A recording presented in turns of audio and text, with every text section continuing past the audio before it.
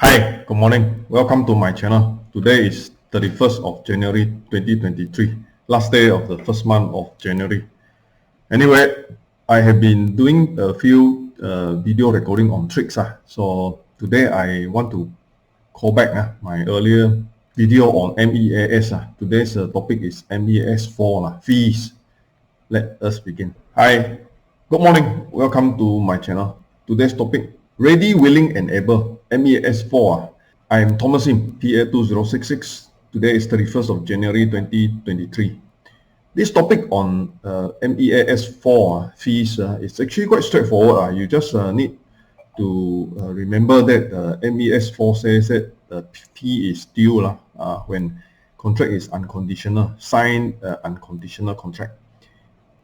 Anyway, the bigger topic that I think might be interesting to discuss is actually on the ready, willing, and able. This ready, willing, and able we seldom hear in Malaysia for the reason that we have MEAS 4 which specify the time when fees is due. But overseas, in the particular in US, this ready, willing, and able is important.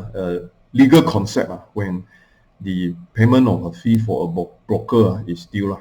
Let me begin. So ready, willing, and able, general meaning is that it is a phrase used to describe someone who is capable and eager to do something. So ready, as in the case that ready, but then the person may not be willing or able. So willing means that there is a internal willingness or agreeable to the terms and willing to do, whereas able means financially is able to do. So a person can be ready, he is prepared, his state of mind after discussion with the family. Willing means that he really has a desire to buy it, and then able means he is financially ready. There are a lot of time people are ready and willing but not able. It means people are willing to really buy the house, love the house and desire to have the house, and ready in the state of mind that they are ready as an adult, and able means they are financially able. So a lot of time financially able is the time where it is the most difficult, getting the loan. A lot of time is getting the loan.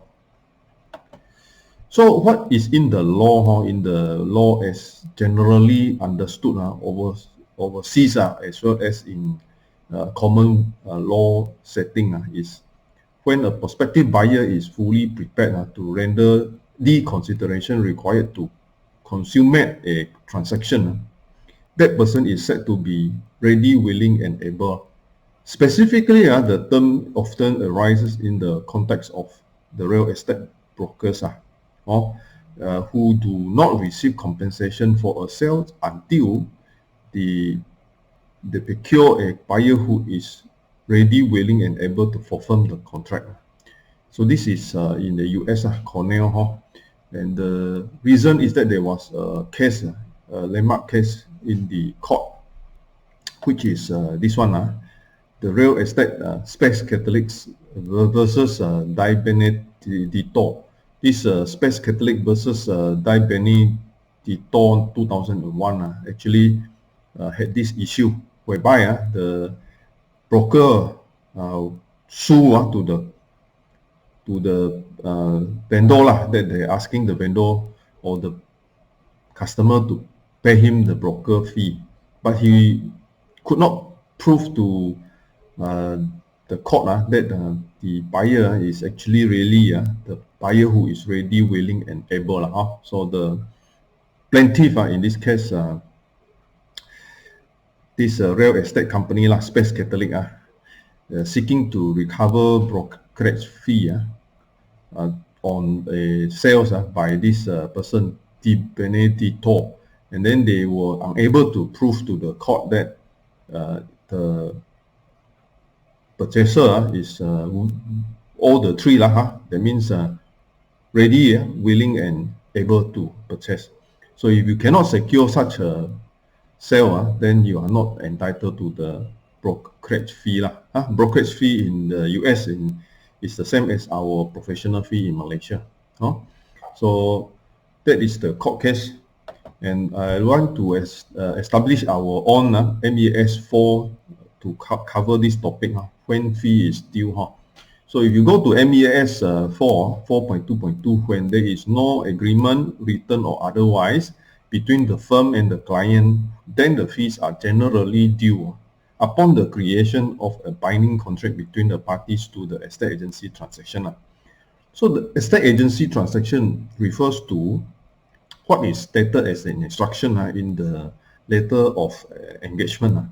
So if it is a letter of engagement that says, I want you to look for a buyer of property that I have, and you follow this instruction, go and promote, and when a customer step forward, a purchaser step forward, a purchaser agrees to the terms, and I would accept the offer from the particular purchaser, then your fee is due.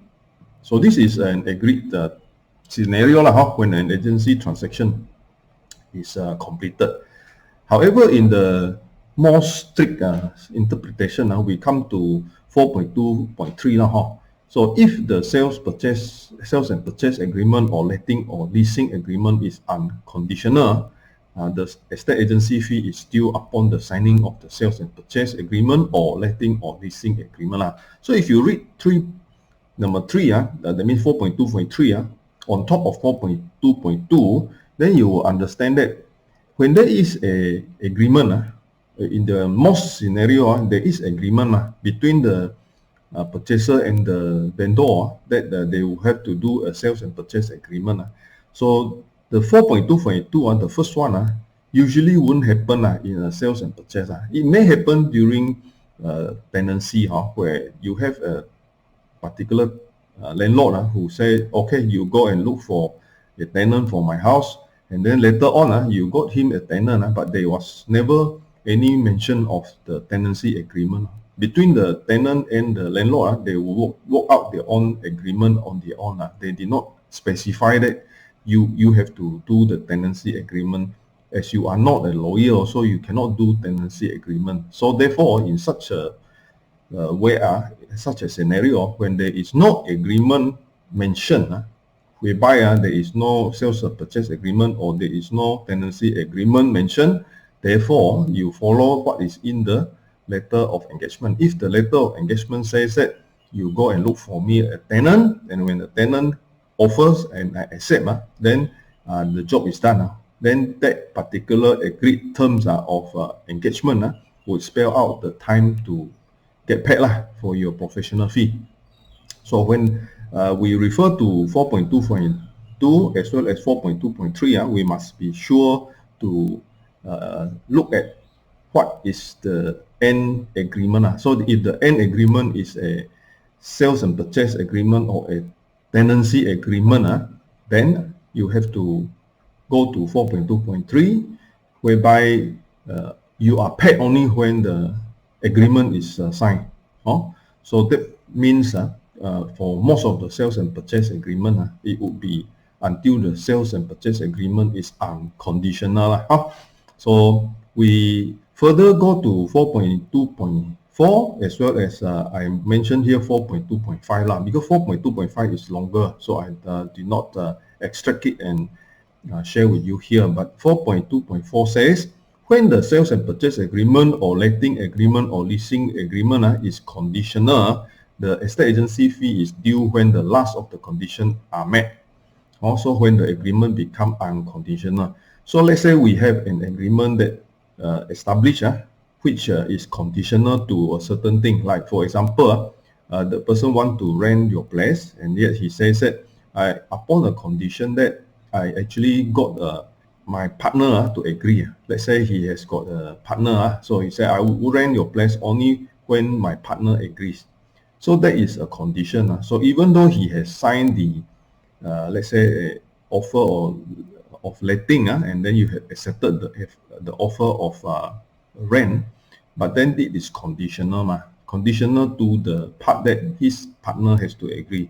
So you will not be ready for the fee. You cannot claim your fee until his partner eventually agrees and signs that yes, I agree to we share up this tenancy to agree and share this tenancy. So that means we use 4.2.4 where the condition is fulfilled and therefore is become unconditional, and at that point of time the fee is due lah. So 4.2.5 which I did not extract here actually mentioned if out of reason that this state authority approval. So when the sales and purchase agreement is signed, the state authority approval is not been given, because you need to apply to the state authorities to get the approval upon showing that there is a transaction. Then this particular situation will make the condition as unable to meet until it is approved. So if there is a situation like that, a time where some of the agents may not want to risk their professional fee due to the failure of getting a state approval, so may not want to take the job. So what would be done is usually the negotiator or the agency company would try to negotiate with the vendor, saying that let us agree that our fees is due as long as we don't take this state approval as a element to complete the job. So if irrespective of whether you get the state authority approval or not, my fees is due as long as I have helped you to come to the stage of signing of the sales and purchase agreement. So that is 4.2.5. So 4.2.5 in the standard actually allows both parties, the owner who is the vendor or the principal to appoint the agent, to come to an agreement that by having a written engagement which say that the fees is due without having to fulfill the last unconditional to actually achieve the unconditional status. So that is a reservation for both parties to come to an agreement. Of course, the owner can still insist that okay if you don't want to take the job, then I'll get some other agent who wants to take the job, but I want to ensure that it is a complete sale, unconditional contract. Only then I pay you the fee. Or they may word it as I will pay you half the moment of signing of sales and purchase agreement, and only when the state approval is given, then I will pay you the remaining half. So all this can be negotiated and written in the letter of engagement. So let us take this MEAS 4 and compare to what is in other countries where they are different in terms of their standard. They are actually more of using common law, so which means ready and willing as well as able to purchase. So let us have this situation. Alan is buying a property under mortgage, and Mike is the seller. You are Tom, who is the agent. So Alan now, while waiting for his loan approval, actually signed the letter of offer and acceptance with Mike. So can Tom ask for his agent's commission during this time? So in this case, in the court cases and the law that governs the issue of ready, willing, and able, at this stage, it is still unable to prove it is able, because Alan needs to get the mortgage approved for him to be able to be financially able to purchase the property. So at this stage, Tom as a broker or as an agent is still not yet securing a customer, a purchaser who is in law ready, willing, and able. So I would say scenario here, when fee is due, Alan is still pending for his loan approval. He is not really the ready state and willing, or maybe he is willing but not entirely able to buy, to purchase from Mike. So despite that, the letter of offer and acceptance is signed. The agent Tom is not yet paid the commission. So some of this situation I have said just now is a conditional contract. So in a conditional contract, most interpretation in the law is saying, yeah, it is not completed. So when it is not completed, job not completed, you are looking at yet payment is pending, not really about time to pay. Again, this I want to bring you two keywords in the reading of the law, which is intimation, which equals to or meaning of indication or hint, and then another word called absolve. So these two words, one is intimation, another one is absolve. So absolve means declare free from guilt. So I want to give you a scenario of Alan, Mike, and Tom. So in case Alan is fully waiting waiting for his loan approval, whereby he has to fulfill the last one, the ability to buy, because he needs the loan. Whereas Mike may not think that he want to sell to Alan after combating the idea that he may have another buyer who is able to buy higher price. So Mike might in this case indicate or give intimation to Alan. So giving intimation to Alan means indicate or hint to Alan that he is not going to sell to Alan anymore.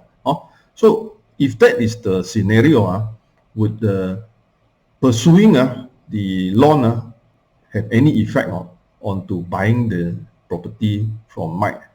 So this becomes an argument of, if Alan actually was told by Mike that there is no willingness of Mike selling anymore, and yet Mike later on say, well, I'm not going to sell you, not because I got another deal by another buyer, but it's because you never want to pursue your loan, because you never want to finish applying your loan. Therefore now you drag on. So I'm unable to fulfill you because time is an essence. You did not pursue, and therefore I will call off. So a lot of this sort of situation happen, especially when both parties can be in the communication after signing the letter of offer and acceptance, or in many cases it can be even sales and purchase agreement signed, but then Alan is still waiting for the mortgage to get approved.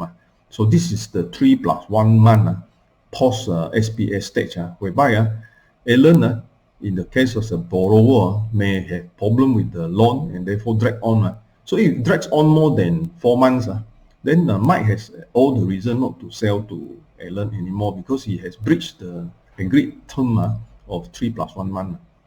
But a lot of situation is both parties has got issues on their own. They have their own agenda. Alan may be another scenario in the market that Alan in fact is a flipper. In this case, Alan wants to buy at a low price and then flip over to another new purchaser.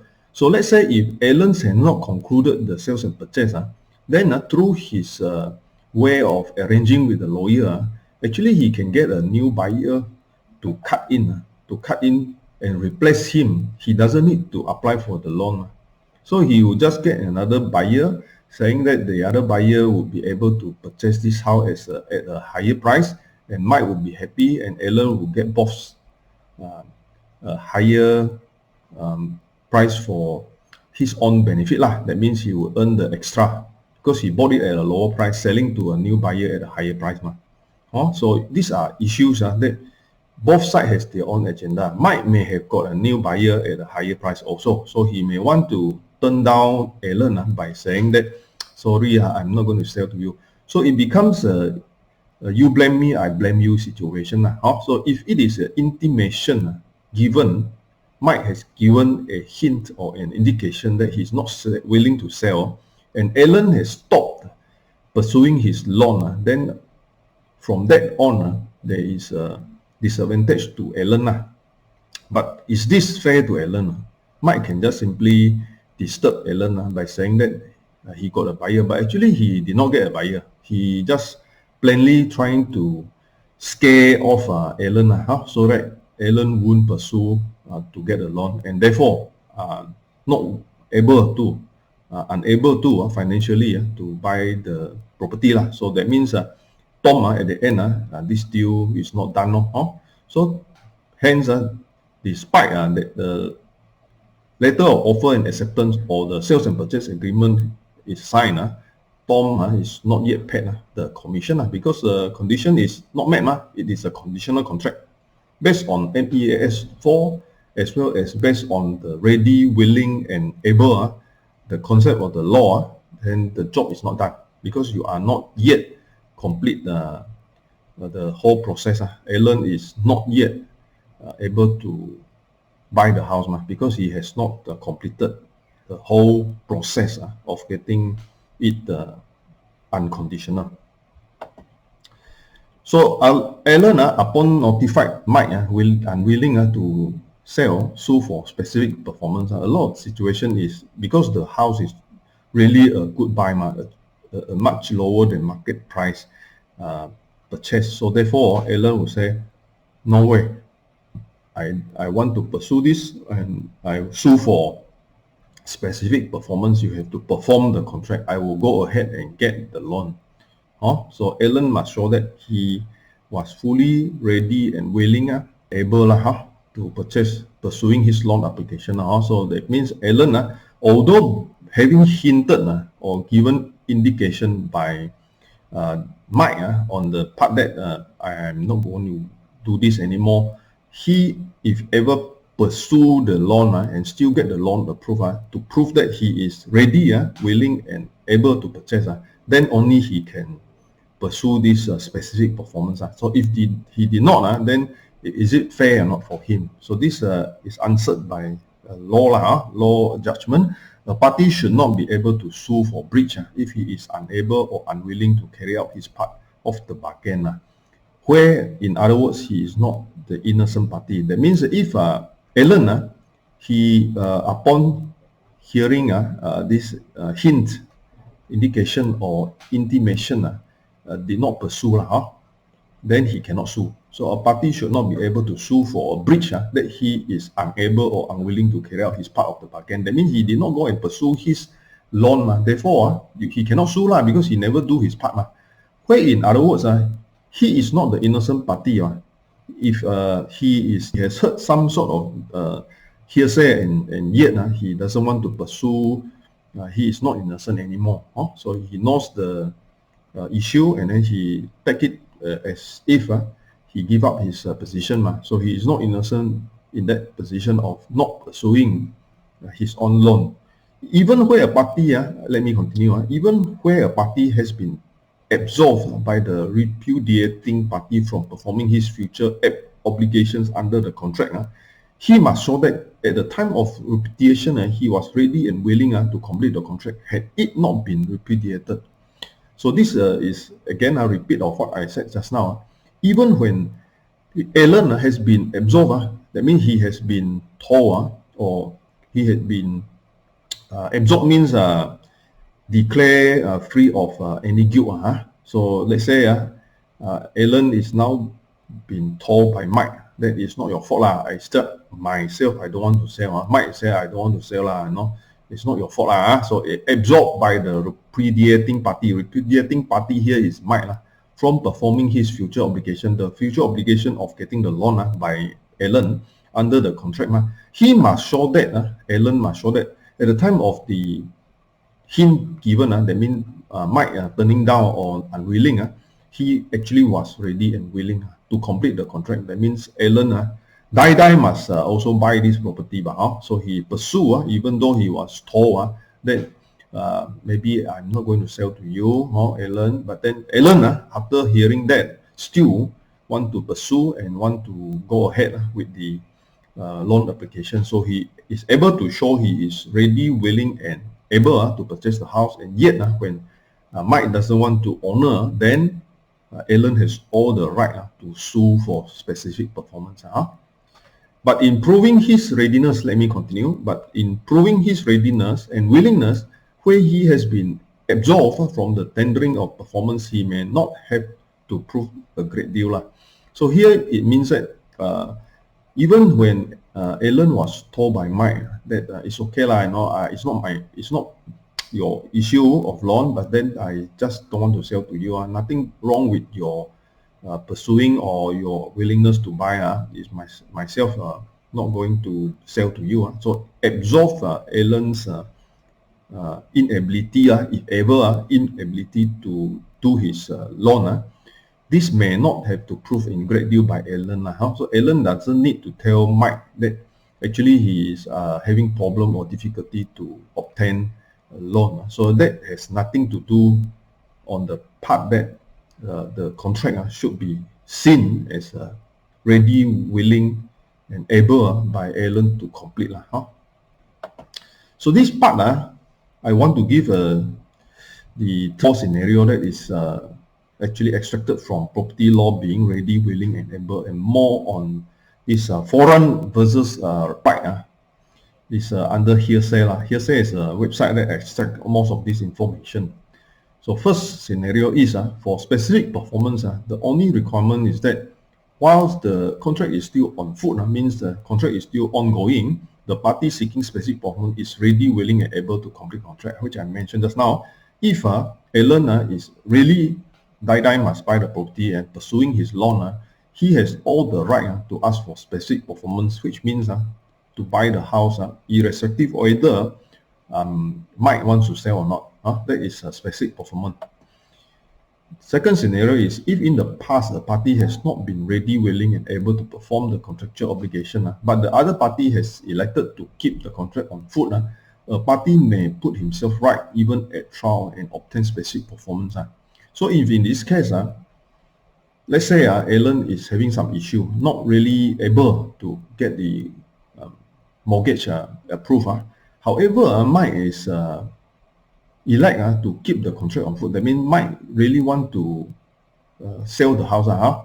So even if that Alan eventually cannot get the loan, he still has to buy the house because Mike is in the initial until the end is ready and willing and able to sell the property to Alan. So it's not about nothing wrong about Mike. It's nothing about Mike not able to fulfill. It's about Alan himself having problem with the issue of the loan. So this is natural. We know this is naturally the case.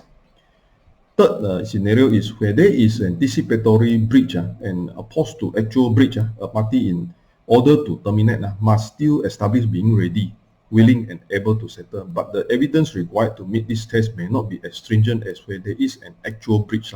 So this anticipatory breach means that Alan already submitted to bank for approval, but then he is not able to prove to the bank that he is able to really repair, and he is asked to get a lot more information, and he has already attempted to get more information about his creditworthiness. And even bank said that you need to get a guarantor or a few guarantor, but being unable to get a guarantor, he has been trying. So this is anticipatory breach already. So he is anticipating to breach the issue of not able to buy the property. So where there is such a scenario, when he wants to terminate, that means maybe Mike over time already learned that Alan already cannot come up with the loan. So Mike wants to terminate. So he must actually be showing that he is ready, willing, and able. That means Mike has to show that he is really able to and willing and ready to sell, but Alan cannot buy because Alan really is still dragging. So when there is something like that, the evidence required to meet this test may not be as stringent. Means that Mike doesn't need to really show that he is really ready, willing, and able to sell. So it's not his issue, because this is an issue of anticipating that Alan cannot come up with the loan approval. Therefore, he knows that Alan is unable to come up with the loan approval. So he is no choice but to terminate. So he has less level of evidence to prove that he is unable to be willing, ready, and able. It is more to Alan's position to show he is willing, able, and ready to buy, which he cannot show because he cannot get loan. The last one is where neither party is ready, willing and able to complete the process. The contract can still be terminated, but this would not entitle either party to claim damages. So if either party is not ready, that means neither Alan is ready to get his loan, and then Mike is ready to sell because he wants to sell to another party for a better price. So both sides has a problem in the sense of pursuing this contract, pursuing this readiness, willingness, and ability to complete the process of sales and purchase. The contract can be terminated, but in this case, both sides walk away, return to zero. So you cannot claim compensation from the opposite side. So Alan, he can't get the loan, so he cannot say that you bought, you don't want to sell to me, therefore you have to compensate me, because you cannot prove yourself as ready, willing, and able. Whereas from the side of Mike also cannot say, well, I want to sell to you, but then you don't want to buy, therefore you need to forfeit your deposit or forfeit whatever payment that you have given me.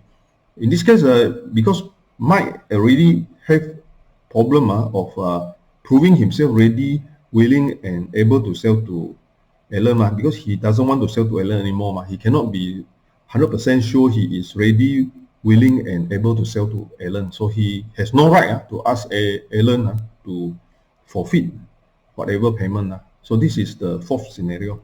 So let us understand in the case willing, able, added to the readiness is important step in understanding post SPA most of the time, whereby both parties has problem and then they want to walk off. So at this stage, if there is no ready, able, and willingness to purchase for MEAS 4 in Malaysia, because it is agreed in the letter of engagement, which spell out the timing of payment of the agency fee. Normally, sales and purchase sign consider fee is due unless it is a conditional contract. Most of the time, loan is not a conditional. By the time that they go to signing sales and purchase agreement, the loan offer letter from the bank is already there, or else they will not sign the sales and purchase agreement. The only condition a lot of time is the final one, the state consent. If the state doesn't consent, it is out of the power of both purchaser and the seller. The seller wanting to sell, but the state doesn't approve, you can't do much also. And the purchaser want to buy, but the state say no, we cannot sell this property to you. So that is neither owner or the purchaser's fault. Right, so the conclusion is time is an essence, and in a lot of situations post SPA, time is an essence because it is written in the sales and purchase agreement 3 + 1 month. MEAS 4 talks about fees is due when the condition 4.2.2 to 4.2.5. So usually if there is no agreement, then it is on the moment that the job is done, the offer and acceptance by the both sides. So offer to buy or offer to rent, and then the other side accept. However, when there is 4.2.3 saying that when there is an agreement, and which is a sales and purchase agreement or tenancy agreement, we will follow the timing of the signing of the sales and purchase or the tenancy agreement. And if it is conditional, then until the last condition is met. This is mentioned in standard 4. And buyer having to show ready willingness to buy, able to buy, and seller also need to show ready, willing, able to sell. And despite seller's intimation, that means giving hint to buyer, in this case Alan, the situation of even absolve the buyer from any guilt, then even that the buyer, if it is ready, willing, and able, can push forward and have a specific performance of the seller to sell the property. And we talk about anticipatory breach as well as the actual breach. Actual breach means he really cannot. He has already exceeded the time frame, which is 3 + 1 month. So specific performance here is sue to court to get it specific performance means go to the court and say that no matter what, I am ready, I am willing, I am able to buy, and yet you are not selling to me. Court action, make sure it is sold to me. Thank you very much. This one is about my platforms. I have an e-learning system for board examination to study for the estate agent's examination to qualify as a registered estate agent. I have 2 advertising platforms. One is contract to you on the left side, and another one is on the right hand side, which is findhui.info. So contract to you.com is about index ranking of property by comparative index. Findhui.info is a platform of advertising riding on geo-linking of businesses, businesses linking to each other, and for the use of community of agents. I have a My Real Property online website which collects my video and my write-up as well as my listings. Thank you for visiting my channel. I'm Thomasin PA2066. This is my mobile number and my website URL addresses for easy reference. Thank you for visiting my channel.